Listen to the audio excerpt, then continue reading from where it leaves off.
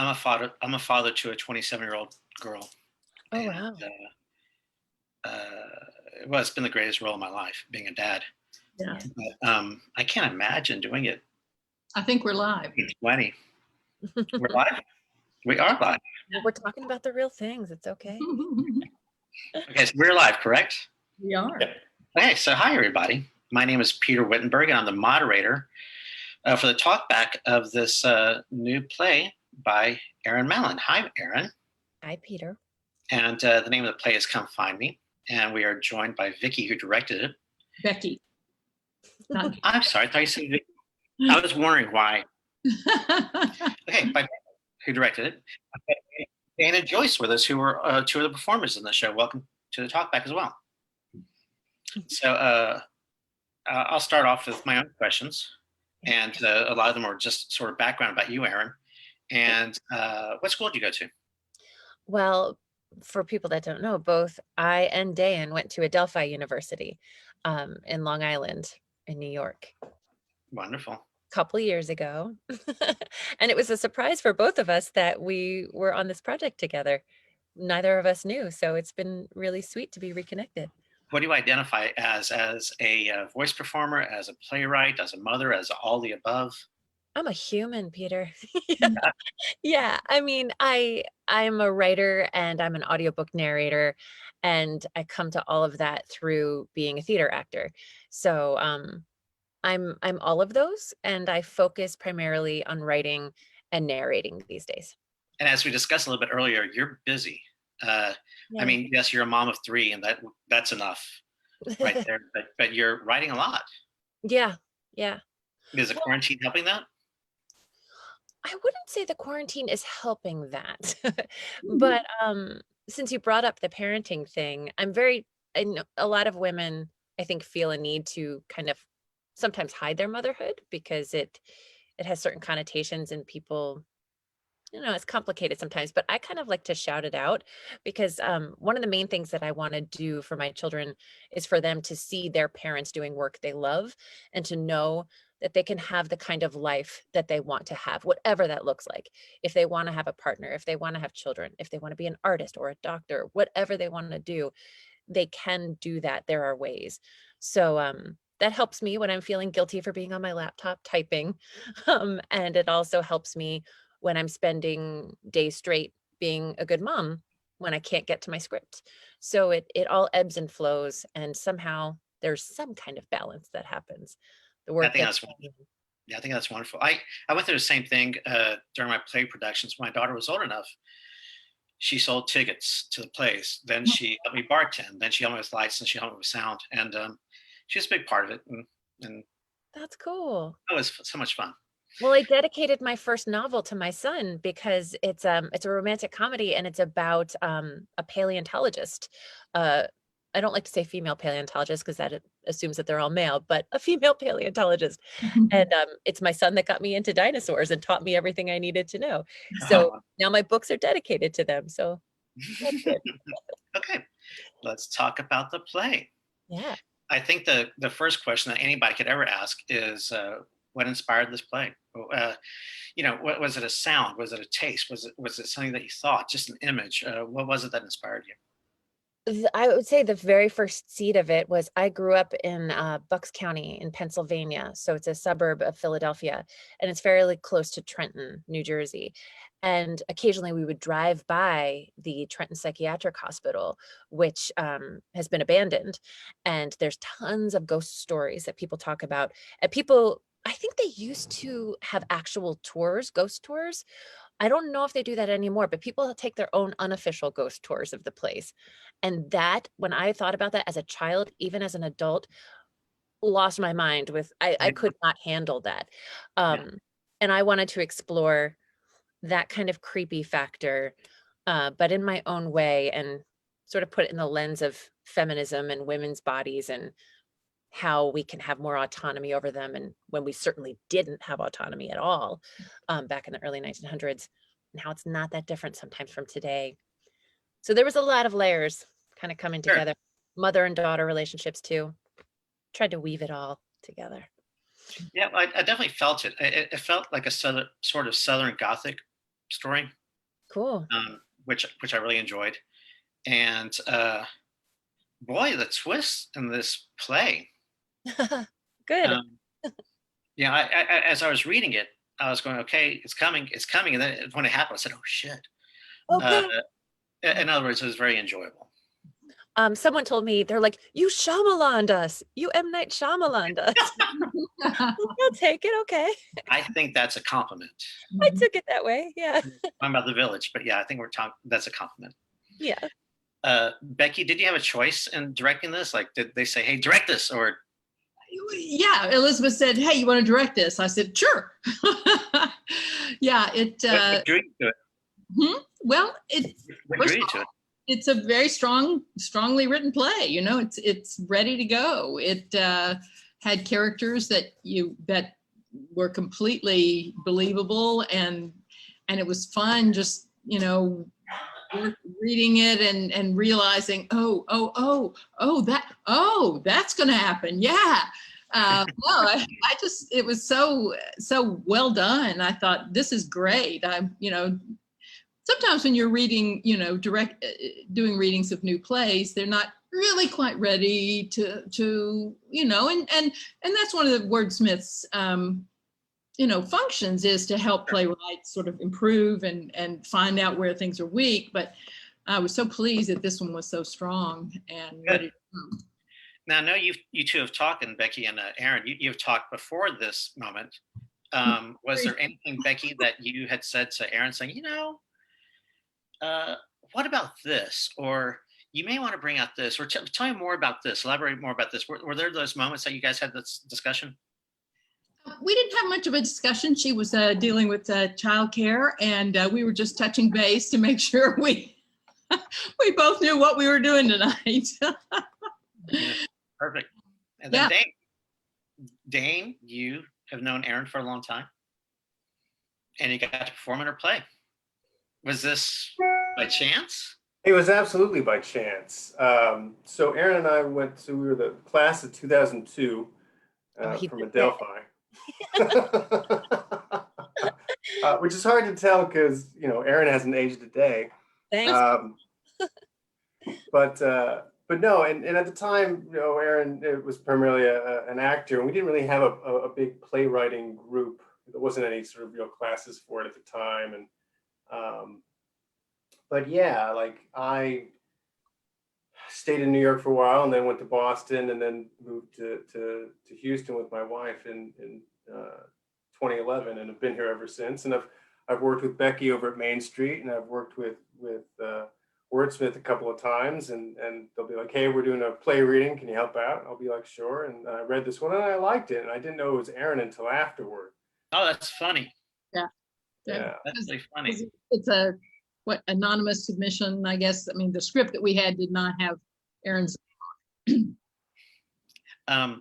I go further into the play, I want to talk to Joyce. I have never met Joyce. I know her. I have never met her. She was kind of a big scene around U of H. When Lanford was there, those two seemed to just take to each other. Didn't you? You and Lanford Wilson? I hear all of that. I said that you and Lanford Wilson seemed to take to each other right away. Oh yes, he was great fun, and I used to tease him about his smoking. He loved to smoke, chain smoke, and he was really great. I miss him an awful lot. For anybody who's watching and doesn't know, we're talking about the Pulitzer Prize winning playwright Lanford Wilson, who taught at University of Houston for a couple of seasons, and he was he was a hoot. He was. He came into. He was good friends with Edward Albee, and there was the time when Edward couldn't come to us because he was teaching the playwriting classes. So he suggested that we use Lanford Wilson while he was out. And so we did, and it was great. I was surprised at both of them. I thought I sat in on some of their classes, and they would let me do readings sometimes. They would have the students to write pieces, and then they would call people in to read them, and then they would discuss them. And I mean, both of them to me, you know, from before I got to know them, would came off to me as like really severe. And of course, Edward Albee, he could be severe. I mean, he could drop you with a look sometimes. Sure. But when I sat in on the classes, oh, they loved it. The students loved them. They loved it. Lanford seemed to thrive and just really light up when the students would when he was with them. And the thing I noticed first, especially with Edward, was how sweet he was with the students. I mean, he didn't, you know, we would read their pieces, and then we would discuss them afterward. And he didn't, I thought he would be, you know, really critical and really rip them apart. But he and Lanford both were very sweet to them. Edward would say, after we read a piece, Edward, you know, he looked at the student and he said, now, why did you make those choices for the character? And how did you come like that to this point? And I thought he was going to blast the kid at first, but it was just so sweet. And I learned so much from him just from being there. It was really great. One of the highlights of my life. Anyway. Great memories. Lanford and I became really good friends, and I have lots of great memories also. We have a question. The comment starts from William Duell, who I believe is also a Houston playwright. Priceless comedic moments and the Tilly Mabel, Susan Ilda relationships grow beautifully. Plus, the acting and directing are top notch. Following up on Rebecca's remarks about how well developed this play is, my question is, Erin, what did you discover from this reading? Great question. What did you discover from this reading? Well, thanks for those lovely thoughts. William, was it William? Yeah. I'm glad he caught a lot of humor in it, because that's important to me. I mostly write comedic plays, and this is where I really allowed myself to go to some dark places, but wanted to hold on to the comedy throughout. So that makes me happy. Something I learned from this reading, the character of Henry is tricky because I don't know how much everyone knows about it, but it's based on a real character, a real man, who ran the Trenton Psychiatric Hospital in the early 1900s. And his mortality rate got to 40% before people finally started asking questions and were about to put him on trial. And at that point, he had a heart attack and died before he could go on trial. And so that character is I think it's truly a play about the women, and yet the only man in the play is creating a lot of what happens to them. And what I learned from watching Dane's performance, which was lovely, this is my intention, but I really saw it in the performance, that he really thinks he's helping. He can be easily seen as the villain of the play, and I suppose he is. But he really thinks he's helping, and it's narcissism and it's egotism and it's all these things that are making him think he knows better than anyone else. But he loves his daughter, he loved his wife, and he cares about these women. And so I saw a gentleness in Dane's performance, which was lovely to see, because I think it's easy to play him as completely harsh, and sometimes the language is harsh, but it's coming from a place of wanting to help. So that was really lovely for me to learn. I agree with you. I found that Henry did love his daughter. Mm-hmm. He may not have known how to be a dad or a good dad at all, but I felt like he did love her. Mm-hmm. I didn't know this was based on a true character. Yeah. You said that he died before the trial, and you kind of alluded to that in the play where he checked his own pulse, and Yeah. I guess where he started having a moment like he might not have been feeling well. Yeah. But where did you get this information from about him? I read a book. I'm forgetting the what is it called? I can email you afterwards, or put a comment on Wordsmith's page. Um, Madhouse. It's called Madhouse, and it's about his time working there. And there were male patients too, but that's what really drew me to it too. That is primarily women, because fathers didn't know what to do with their daughters. Husbands didn't know how to deal with their wives.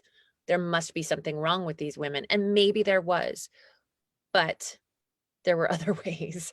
And I don't think these women needed to be committed or have their teeth removed. So that was the first thing he did, this real life person, because he thought there were infections in the body. And the closer the infections were to the brain, the more dangerous, and the more easily you could take them out. So remove all the teeth first, and then we'll see what's going on. So that's why, like Tilly says, why did the people look so strange in the hallways? She didn't understand why they looked strange. Their mouths were closed, but something was strange. They had no teeth. It's so funny even to hear myself talk about this stuff, because I always go at playwriting through joy and comedy and love. And so it was really interesting to let myself write this. So even hearing myself talk about this, I'm like, who am I? But we got to explore different things, right? Who do you think you are? I think I'm love and light and comedy, but I do like to use comedy to soften people so that we can talk about things that I think are important. So there are light moments in this play, ideally, so we can talk about maybe things aren't happening on this level, what's in this play, but things are still happening today that are like this. Okay, good. I'm glad you said that, because that's kind of what I was going to ask. And I want anybody, Vicky or Dana, Joyce, to add to this or respond to this. But I think one of the intentions was that we haven't necessarily come that far since what, 1907? Yeah. Yeah. Vicky, what do you say to that? Oh, I mean, yeah. I mean, we know so little about why, we've got a lot of drugs to throw at mental illness, but I wouldn't say that there doesn't seem to be any real cures for mental illness. It's just drugs to manage them. And so poor Henry was just, he knew that there was something needed to be done. And so he figured out, his own little way to solve the problem. Tried. Dane, do you see him as a bad guy? Do you see Henry as a bad guy? I don't see him as a bad guy. I think he suffers from the same problem that all prideful people have, is that they think that they're right and can't imagine a world where they're not. What I liked about Henry was he did love his daughter and was trying to do good, but his quirk was he was very humorless. Like, he didn't seem to take a lot of joy in sort of just being, which is sort of interesting, because of course his daughter ends up becoming someone who takes joy out of everything, right? Who's just very living carefree. He couldn't even take in his daughter to right. Yeah. And I think it took no joy in tucking in his daughter, which just seems crazy to me. Like, I have a kid over here, and of course I just get all gushy about it. But like, my father was a doctor of psychology, and technically still is. And I remember the funny thing with him was his area of expertise was pharmacology and biology. And I would go to him and tell him what my friends were being prescribed, and he would laugh. He would laugh, and because he basically would need to explain that whatever drug you're being given needs to be on the market for like 30 years to really pinpoint what it does. And then when you start mixing different medications together, it all goes awry, because everyone's biochemistry is different. Yeah. And that's, I think, when it comes to pharmacology and depression and everything else, like something that we're only now starting to sort of kind of get our head around. And that's just one very slim area. But I think what I really liked about this play in particular, and I've watched a lot of bad television recently to be able to pinpoint. There's a lot of it.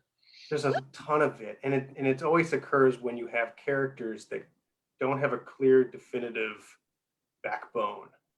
they vacillate between this extreme and the next, and 3 seasons in, you're like, why are you doing this? But like, what I liked about this was Henry was dedicated and humorless, and young Tilly was a playful child, and old Tilly was sort of a proto hippie practically.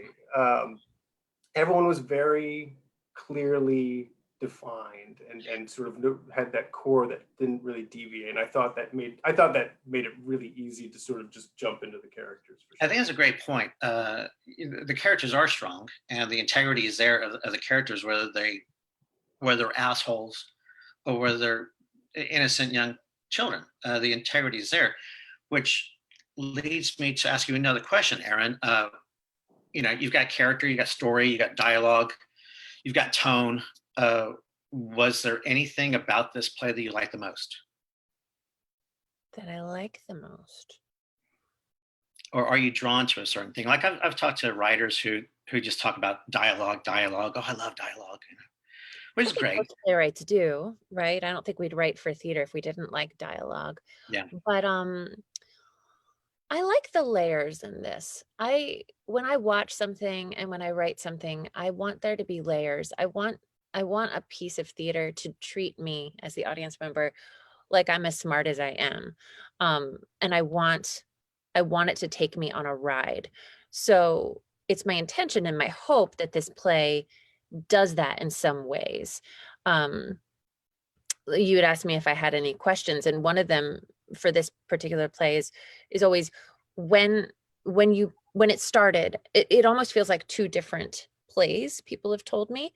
And I think in a positive way, but at first I always wonder what's going on in the people's minds. Like, as I'm watching them, when we could do readings in person, watching them, are they frustrated that they don't know how these two fit? Are they intrigued?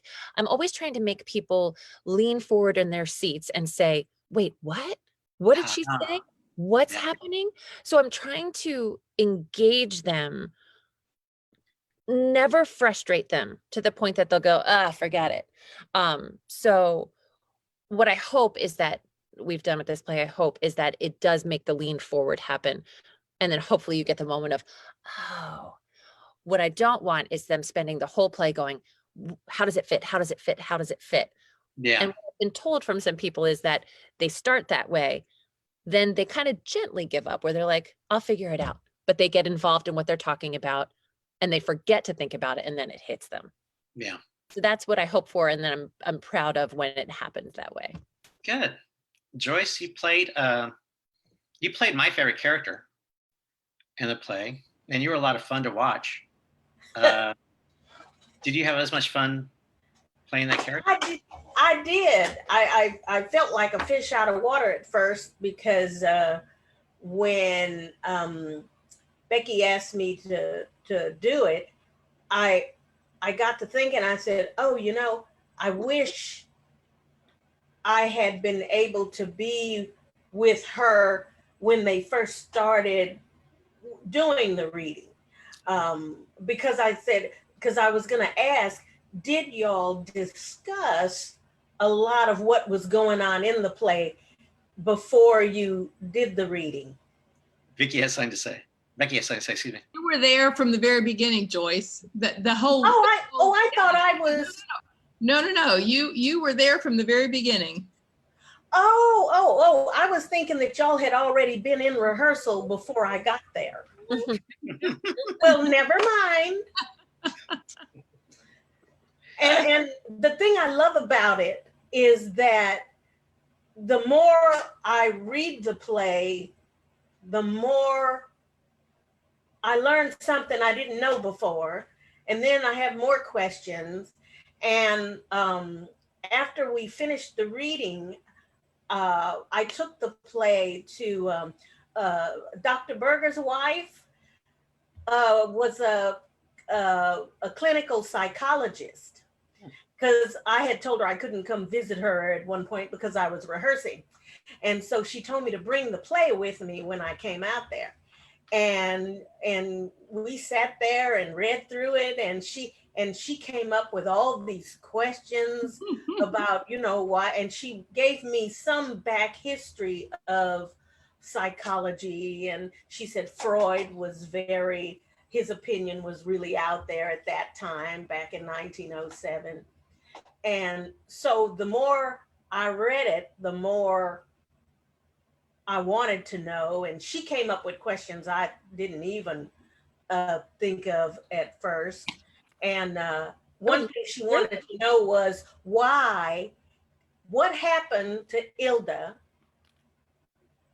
or I should say Tilly, from the time the scene ends with her just standing there saying, I'll just stand here.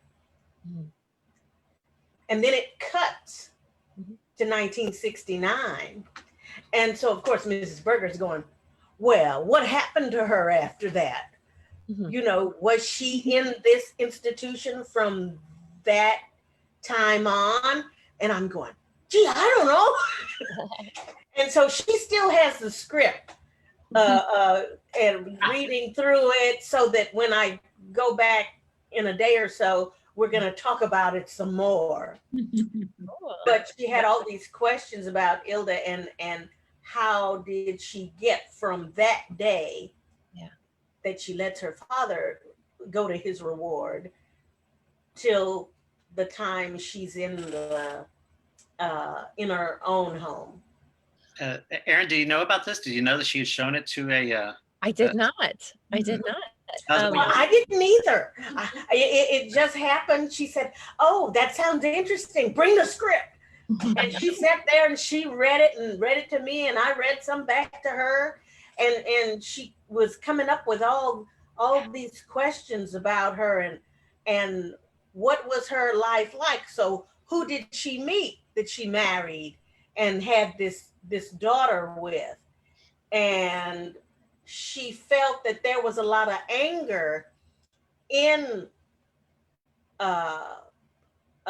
Ilda, especially when she starts poking in her mouth and stuff. She said, and she would say, "That's psychotic behavior." And she felt that she still had a lot of rage in her from childhood that she had not necessarily dealt with. So You know why you're making it's one of those scripts where you're going to continually dig and find stuff and rock in my world. This is what we want. and discuss, so that I'm going to spend Thanksgiving with her.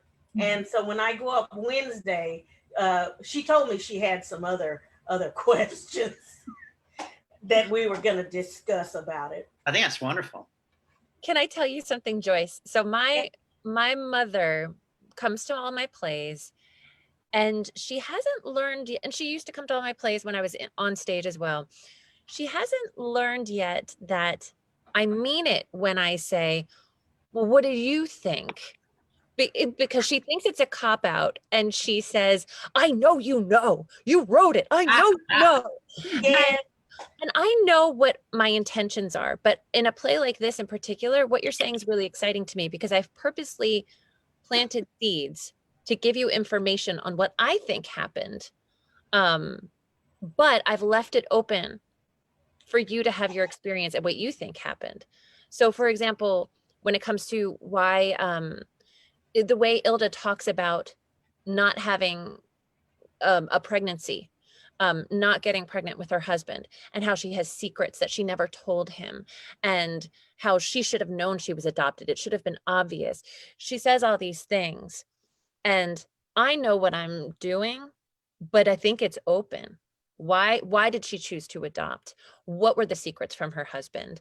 And she says at one point, there's no shame in being adopted. I was adopted eventually, she says. So there's all these things planted, but there's room for you to leave the theater and have these discussions, which is really exciting to me, that something can still be alive after the lights come up. That's what we want, I think. No, I think that's wonderful. Did you have in your playwriting classes, is that a standard practice? Do they tell you to tell everybody, well, what do you think? As soon as you said it, it Playwriting reminded classes. me of Horton Foote had a play that when I was working at the Alley, he had a play that there was scene in it, and I really didn't get it. And Edward Albee had in his that play about the baby. Yeah. That went way over my head. And both of them, I asked both of them, well, I didn't get that. I think that was really too intellectual for me. And Edward Albee said, no, it wasn't. I said, well, what was it? What was that? What was it about? What were you trying to say? Both he and Horton Foote both looked at me and they said, well, what do you think, Joyce? It's annoying. And it's like, very annoying. but you wrote it. And what I think may be totally off the chart. But what you think is totally valid because you're the person in the seat having an experience. So it's I know it's annoying, but I don't think it's a cop out. They really wanted you to have an experience, and they knew what they intended, but it was for you. And if a playwright wanted to explain, they'd write an essay, but they wrote a play because they wanted it for you. Yeah, I was going to say that a playwright or a writer doesn't want to explain everything to you because they just showed you everything in their play, and so they don't want to go there for sure. And it is interesting to them to say, well, what do you think? Yeah. I think it's, I love engaging in the discussion, but I would never presume to tell you what the play is about because it's going to be different for you than it is for all five of us. Yeah. Oh, that's true. That's true. But I was thinking, well, what I think may be totally wrong. And I said, so which way was she going with it? Oh, good. Okay. Well, Erin, I really enjoyed the play. That was darn good. Great characters. At this point, I'd like to ask you about those questions that you may have for any of us here or anybody who's watching. Do you have any questions? I like to sort of rewind and have people, if they can remember their experience as they were watching. At any points were they frustrated? Any points were they confused? Did they ever leave with more questions than answers? I have a lot of questions. Sure. I'd like to know about people's experiences and what the thing was doing to you and sort of the emotional ride that you took, who you were drawn to, those sort of things. I feel like Becky has a lot to say about this. Well, I was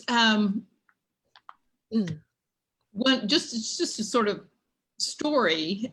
When Elizabeth sent me the play, she said, you know, we may have, I don't have any young, 12-year-old actresses or 10-year-old, however old Tilly was. And just serendipitously, a young woman emailed me, a daughter of a good friend who'd taken some of our classes at Main Street Theater. And she, and a young woman in some, I guess she's at least probably a teenager, young teenager. But she said, I'd like to know how to get into acting in Houston. And I said, well, okay, Ellie, here's the first thing you're going to do. You're going to do this reading for me. Funny.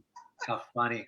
And it was, and then after I'd said that, I thought, oh, what if this child doesn't really know what she's doing? And then it turned out she's such a natural, this just really incredibly. She was really good. And thoughtful child. I mean, she was there from the get-go. So it was just such a lovely discovery. And I'm trying to think of other shows that I can use this young woman in because she's so good. Was there anything that she had questions about or didn't understand that you guided her towards?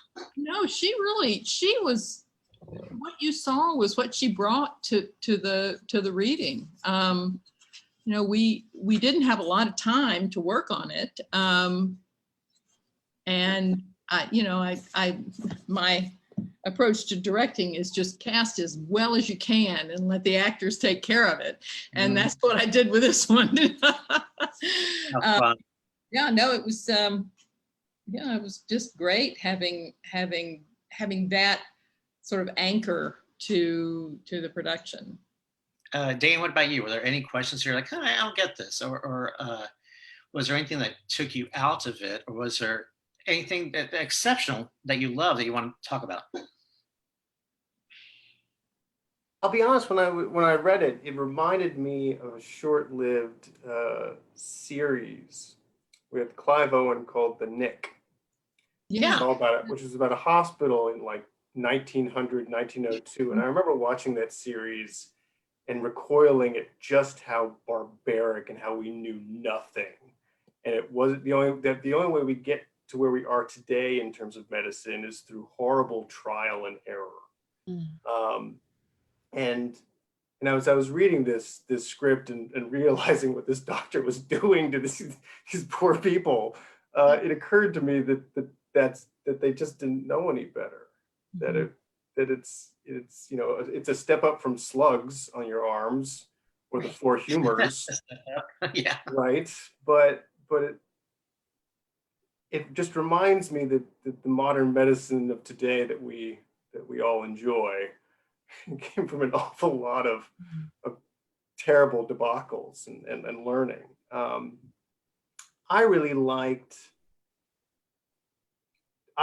enjoyed seeing Matilda in the future, in sort of this woman that she had become, who, and I really liked seeing those elements that that she became this adult because of these experiences she had had with her father, and had very sort of strong feelings about having fingers in her mouth and toothbrushes and all that stuff, and all of those notes I thought were hit really, really well. And I didn't mind the fact that Henry was the only dude in it, and we didn't get to meet Matilda's future husband or anything of that nature. I don't think it was entirely necessary. It wasn't really that story. It was young Matilda and old Matilda and their connections, that father figure and that daughter figure. And it became generational. One of the things the first thing that hit me about this play was when Mabel came out. And I kind of went like this, it was freaky, a little scary, which I think was well done. And I would love to see that on stage. Me too. Is that, I may have misread the directions, but was that done in the dark? Yeah. Okay. Yeah. I have this dream of, it depends on what kind of life it could find on stage, but working with like a really great Foley artist on it and finding more moments of darkness and just sound. I don't know if I've told any of you this, I put it into, it's on Audible now. I cast some actors up in New York and created an audio drama out of it. So it's available on Audible now. And that was really cool because I worked with a sound designer who did that for me, found all these cool sounds. And because it's an audio only experience. So it's been really cool for me. I didn't change the script much. I just adapted it a tiny bit so you could understand everything without the visuals, but it's helped me on an audio format, like to figure out, can we put an audience in the dark for a few minutes every once in a while and have them stay engaged? And I'd love to be afraid in the theater. I think that's really exciting to have moments of actual fear in the theater is cool. So I'm glad you felt that. Yeah. And the fact that it's a child, I mean, my daughter right now, she's 3, and the lights were blaring downstairs. Hercules was on the big screen TV, and she's like, "Mommy, I'm scared." I'm like, "Why?" She goes, "I can't go in the basement alone." I'm like, "Girl, I get it. I was that kid. I could not go in the basement alone." There's just something about it. So I think when it's a kid on stage too, we kind of go back into that space of like, oh yeah, we become her, hopefully. So you enjoyed the audio, yeah. I'm sorry, what company did you put it with? Well, I produced it myself, but it's available on Audible. So the Audible platform is distributing it, but I cast it in. Yeah, and this might be a sort of gauche question to ask. go for it. Did you get money out of that with Audible? Well, now it's on sale. So I independently produced it. So Audible didn't give me money to do it. Yeah. I hired the Yes. people and paid them, but now it's available. And as people buy it, that comes to me. All So right. So, yeah. anybody's watching this, you know what you got to do. Thanks, man. It is. I read a short story by this. I forget his name. He was Native American. He wrote a short story for the New Yorker, and he had said, "Man, it is hard to make money as a writer. Mm. It is hard." And so, I tip my hat to you. Is what I'm saying. I hope lots of people do it. Well, Buy your- I also I'm lucky in that I've been a narrator for 10 years, so I understand that industry very well. So it's not been hard to figure out how to parlay that and put my writing into that world. So it's been a nice marriage. What other questions do you have, Erin? I know that when, as a playwright, I typically ask stuff like, was there something that you didn't believe? Or was there something that took you out of it? Was there anything for anybody, something that you didn't believe or something that took you out of it? Joyce, anything? Yeah, it's okay if not. Once I was in it, I was in it. The first time I got to read it through, it's like, I don't like this at all. But as I was going along, different things intrigued me. And I thought, well, wait a minute. And I would think, okay, keep reading. Isn't that great? And then of course I had all these questions and thoughts and then of course and I thought Dr. Berger's wife would, since she's a clinical psychologist, that she would fill me in on some of it. And then, but when I got to talking to her, then she came up with all these other questions, and then we're arguing back and forth about what really happened and our opinion, her opinion. Of course, she has, more knowledge of psychological things going in the psychological world. But once I got into it, I was in. And then once I finished it, I said, and talked to her about it, I said, okay, I got to go back and we got to read it again. So we read it together. And then after we read it, we said, oh, but what about this? And then we said, let's go back and read it again. Can I ask a question, Joyce? I still have to read it some more because each time I read it, I learn something new. That's very cool. Not that I'm looking to bring myself down, but I am curious. Why, when you first started reading it, did you think you didn't like it? Do you remember what was happening to you? She's a bright and sunny person. Uh-huh. Mm-hmm. True. I don't like dark things. I mean, I do on occasion. But I was feeling, the first thing I remember was feeling hopeless. Mm. Especially when Mabel comes in. Mm-hmm. And her whole experience is there. And then I thought, now wait a minute.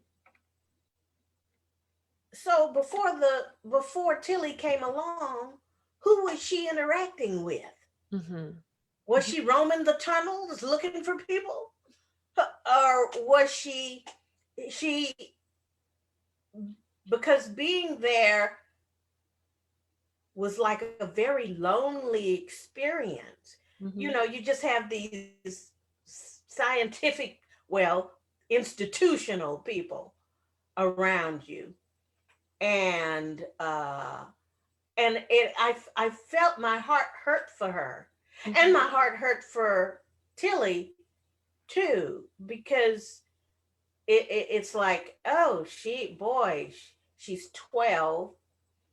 And usually girls going into teen years really need an anchor. Mm-hmm. And he wasn't that. Mm-hmm. And it's like, and why didn't he, being a scientist, being a grown-up, why didn't he have the good sense to bring the nanny with him. Mm-hmm. He just leaves the girl there to her own devices. And I said, what is he thinking? And I'm sure he wasn't. Yeah. It was all about him. And, you know, she was just an appendage. That's and I fair. felt for her in that I was happy that she was able to have some kind of attention and affection from her caretaker. He does say at one point, you seem to have enjoyed your time with Miss Feigelstock, the woman that she was with. Yeah. He's only been gone for a little while just to get established there. And then he's going to send for her when he's established in the job. So she's only been there. The day you see her is her first day there. And that night Right. she meets Mabel. So she hasn't been alone in there long. But he does say at one point, maybe I should arrange for you to be with her permanently. Because I think he does have doubts. I'm not enough for you. You loved being with this woman who could tuck you in and measured you. I don't do any of that. Maybe I should Right. send you back. And she's like, no, I want to be with you. So I think he does have Isn't doubts. there a moment? Hmm? Isn't there a moment in which she says, I love you, and he doesn't know how to respond? Yeah. Yeah. That was great. That I forget what defined he his says. character. It's not like that classic "I love you, thank you," but I forget what he says. But he can't say it back. He can't say it back. He doesn't know what to say. Yeah. Well, she says she wanted him to tuck her in, and he went, what did he say? I'm a scientist. Aren't you old for that? Or I'm a doctor. Yeah. Not a doctor. Yeah. You're 12. Yeah. It's like, I don't give a damn if I am 12. You tuck me in. Yeah. Yeah. Erin, one of the things I wanted you to know was that I had the one question I had going on with this was, how are the two timelines related? Mm-hmm. And that was what I was going through my mind while I was reading it and watching it. And I think that's a compliment to you.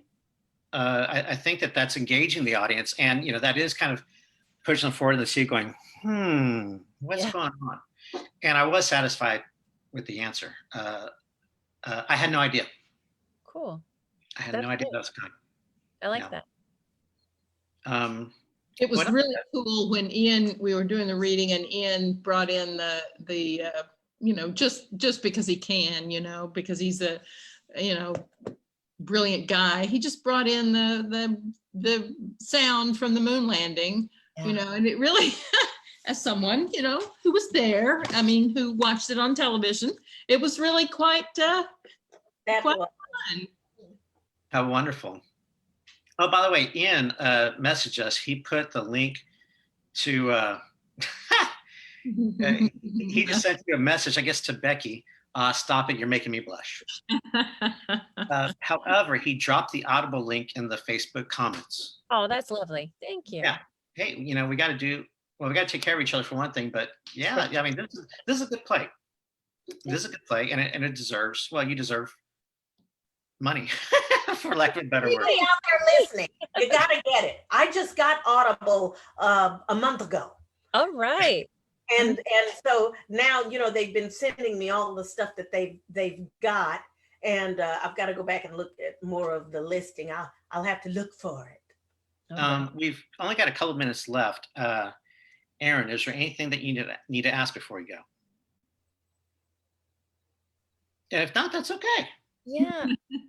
I can ask you more questions. I'm curious, because it's fun for me to hear people's thoughts on certain things that I left open-ended. So, does anyone have thoughts on why Ilda adopted a child? Does anyone have thoughts on what she says? I wasn't honest with your father. What was she not honest about? Guys, what do you say? If you have thoughts. If you don't, that's okay. I wondered if it just had if she really was not, maybe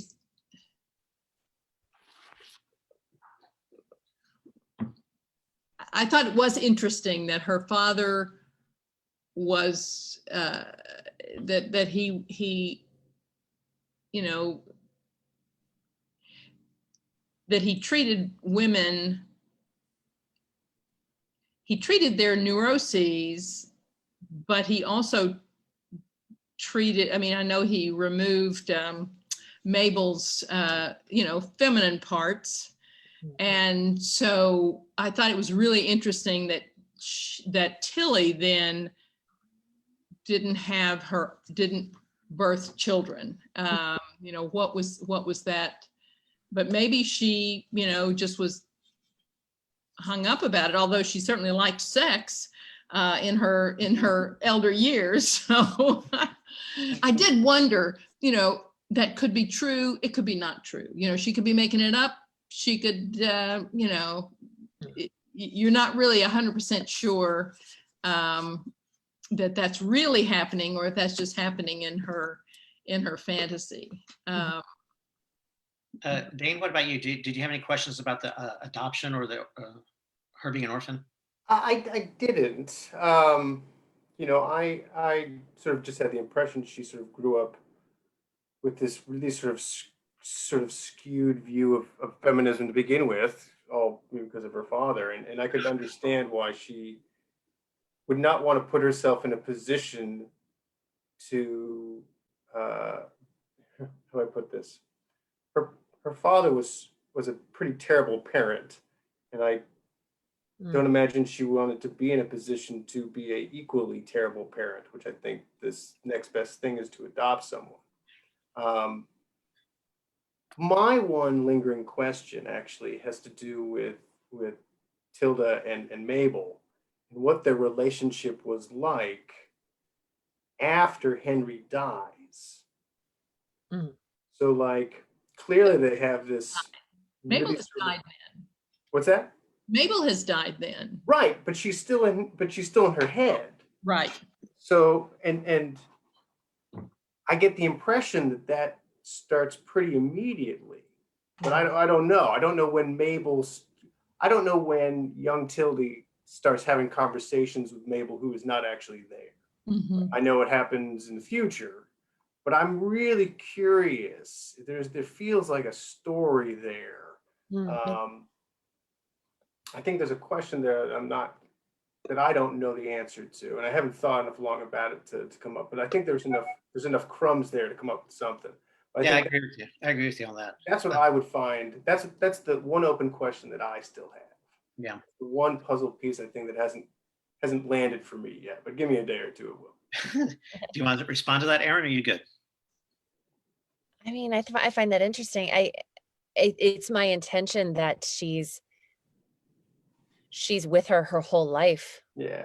But I like even just pondering that question of what is that first interaction after she's no longer physical? That's a very cool thing to think about. I also think Mabel, there's a lot of layers to her that, she might have some real mental struggles. She ate a paint chip, there's things that are not well in her. But I also think she's understands things on a deeper level than a lot of people. And they have that scene about the moon where she tells Tilly, like, when someone you love dies, they become the moon. And then the older Ilda, her connection to them, she won't even let an astronaut touch her. Like, don't put your hands on her. Like, that is my girl, and so that connection to being female and to love someone that's watching over you all the time, I think that's been a constant for her whole life, and is what has made her feel cared for. Mabel also had enough presence to, when she saw that the young one was having her first period, she jumped in like a mom would, or an older sister, or whatever. So it just occurs to me that Mabel's relationship is her imprint, her freedom, her sense of sexuality, her protectiveness over the moon, and it is pretty profound. And one can even go so far as to say is that young Tilda's, I put this, indifference at Henry's death is absolutely in sort of relationship to the fact that he just murdered, her friend. So I think there's a when I think of old Matilda, I think of it's sort of interesting. It feels, now that I'm thinking about it, there's a lot more Mabel in there and less Henry. Hmm. But they're linked. Mhm. I like that. You asked about the adoption, and I didn't think about it at all while I was reading it or watching it. However, now that we're having this discussion, I almost feel like something was done to her to where she couldn't have children. I've had people say that. Yeah. That's my opinion. So, Yeah. Everybody, we've been on here for an hour. And I think we're going to wrap things up. It was a joy for me to talk to each one of you. Me It was a too. joy for me to read this and watch it also. Great talent, great direction, great writing. Thank you for having me be a part of it. Thank you for working on it. Meant a lot to me. Thank you. Anything else, guys? No. No, I just gotta go read it again. Oh man. Thanks, everybody. Thank Thank you. you, everybody. Thank you, Ian. All right, guys. Good night.